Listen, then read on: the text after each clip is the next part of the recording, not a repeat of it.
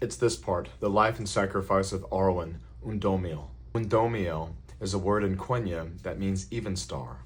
So Arwen Evenstar. If you're not sure what that means, in the Tolkien universe, there are several different Elvish languages, but the two foremost languages are Sindarin and Quenya. To my understanding, Sindarin is the Elvish language that is predominantly spoken amongst the elves in Middle-earth, whereas Quenya is the Elvish language that is spoken predominantly amongst the elves in Valinor. Valinor is the land where the Valar and the Maiar live. Sometimes it's referred to as the Undying Lands. And the Valar and the Maiar live there within Valinor. And Valinor is actually located in a larger body of land called Aman. Kind of like a continent, and Valinor is kind of like a country. And the Valar and the Maiar that live there in Valinor, they are considered to be something called the Ainur. And the Ainur were powerful spiritual angelic beings that were created by the god of the Tolkien universe. And that god of the Tolkien universe is Eru Ilúvatar. And before Eru Ilúvatar created the world which Middle-earth sits in, that world being Arda, he created these Ainur, the Valar and the Maiar, or Vala and Maya, which would be the singular form. And before he created that world, Arda, he created the Ainur with his thoughts. And the Ainur actually assisted in the creation of the world of Arda. And after the creation of Arda, some of these Ainur decided to live within Arda. And so they lived in Valinor. And after the creation of Arda and some of these Ainur living in Valinor, the elves were discovered to be living in the land of Middle-earth. And these elves were discovered in Middle-earth by a Valar named Orome. And they were discovered in a place called Cuiviénen, which is the birthplace of the elves near a body of water. Once discovered in Cuiviénen, the elves were invited by the Valar to come and live in Valinor. Not all the elves responded to this call, however, the ones that did are known as the Eldar. And they belong to three different kindreds of elves, the Vanyar, the Teleri, and the Noldor. And the Vanyar and the Noldor spoke primarily Quenya, whereas the elves in Middle-earth predominantly spoke Sindarin. And the name of Arwen actually means noble maiden in Sindarin. So her name finds its roots in both Sindarin, that elvish language, and in Quenya, that elvish language. And Arwen was born in the Third Age, year 241, and she died in the Fourth Age, year 121, which is 1 year after her husband Aragorn died, in the year 120 of the Fourth Age. Arwen's father is Elrond, someone we're probably familiar with if we've read the books or watched the movies, but her mother we may not be as familiar with. Her mother is Celebrian, and Celebrian's mother is actually Galadriel. And so Arwen's maternal grandmother is actually Galadriel, and Arwen's maternal grandfather is Celeborn. And Arwen's paternal grandparents are Eorandil and Elwing, and they both had much fame amongst Middle-earth lore. And if you remember in the Fellowship of the Ring, when Galadriel gives Frodo the light of Eorandil, his light that is captured from Eorandil wearing a Silmaril upon his brow and sailing the stars. And so Arwen's grandfather is actually sailing the skies with a Silmaril upon his brow, providing light and guidance to the people of Middle-earth and to the world of Arda at large. And Arwen's great-great-grandmother is actually Luthien, from the story of Luthien and Beren, which couple rightfully hold much fame amongst the Tolkien lore. And Arwen herself is oftentimes compared to Luthien. And Luthien was described as being the most fairest elf that there ever was and that there will ever be. And so when you think about Arwen and how beautiful she was, people compared her to Luthien, who is described as being, in essence, the most beautiful elf that there ever was or that there ever would be. And that was her great-great-grandmother. And her great-great-great-grandmother was actually Melian, who was a Maiar, one of those powerful spiritual angelic beings, one of the Ainur. Melian was married to Thingol, a Sindarin elf king. And so amongst Arwen's ancestors were noble elves, including Galadriel's grandfather, Finwë, who was a king of the Noldor elves on Valinor. Also amongst her ancestry were noble men of the Edain, and amongst her ancestry was also a Maiar. And so there's much richness within her ancestry. And she had two brothers, Elladan and Elrohir, that she grew up with there in Rivendell. And the other name of Rivendell, her home growing up, is Imladris. And Imladris means either Deep Valley of the Cleft or Hidden Valley in Sindarin. Again, that elvish language which is more commonly spoke within Middle-earth. Tragically, in the Third Age, year 2509, Arwen's mother was attacked traveling back from Lothlorien to Rivendell by orcs, and there she was tortured and poisoned. She was rescued by her twin sons, Eladon and Elrohir, and was taken back to Rivendell, where she was physically healed by her husband Elrond. However, spiritually she wasn't able to recover from the trauma that she experienced during that attack and the poisoning that occurred to her. And so she ended up sailing to the Undying Lands, the land of Valinor that we spoke of earlier, in the year 2510. And so after that, she was not a part of Arwen's life. And during Arwen's life, there were periods of time that she would spend living with her grandmother, Galadriel. It was during this time period with her living in Lothlorien that Elrond, her father, took in a young boy at age 2 and fostered him and raised him. That boy's father had died tragically after being shot with a bow and arrow by an orc, that father being Arathorn, and that boy's name was Aragorn. And so Aragorn grew up and raised there in Rivendell, while Arwen was away in Lothlorien.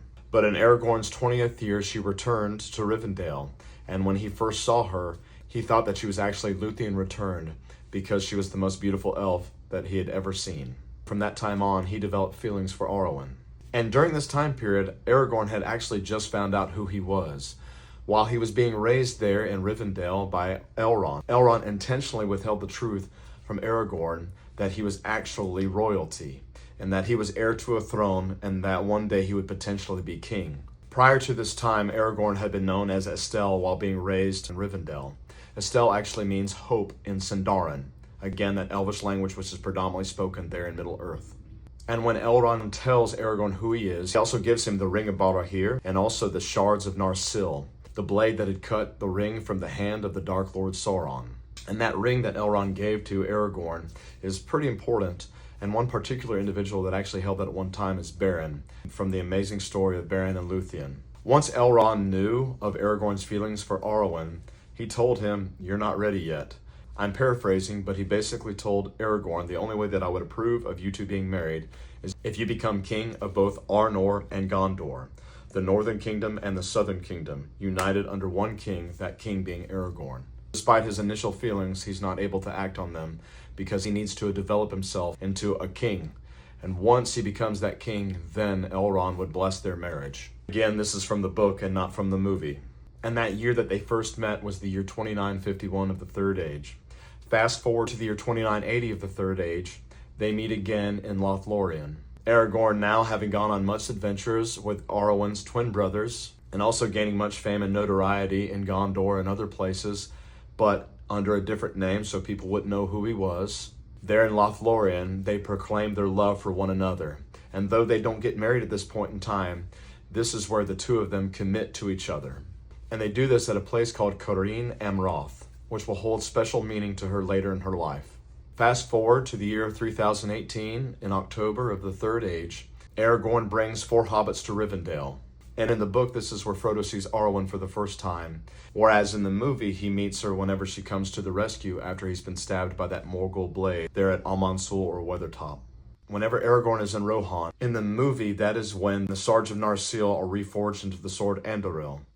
However, in the book, this actually occurs before the Fellowship leaves Rivendell. And so in the movie, Elrond comes to Aragorn whenever he's preparing for battle amongst the Rohirrim, and he brings him the reforged sword. However, in the book, what Aragorn receives during this time, it's given to him by Arwen's twin brothers and Rangers of the North.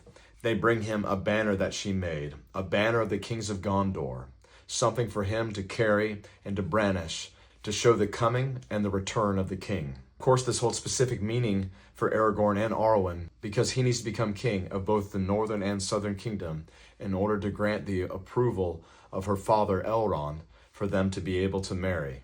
And in essence, what that really means is that Sauron has to be defeated and he must fall in order for him to be able to marry the woman that he loves. And then going back to the year 2980 of the Third Age, which is the time frame where the two basically betrothed themselves to be married, that is when Arwen made the decision to be human and not to be an elf. And she had the ability to make that decision because the Valar, those powerful spiritual beings, had once granted to her ancestors.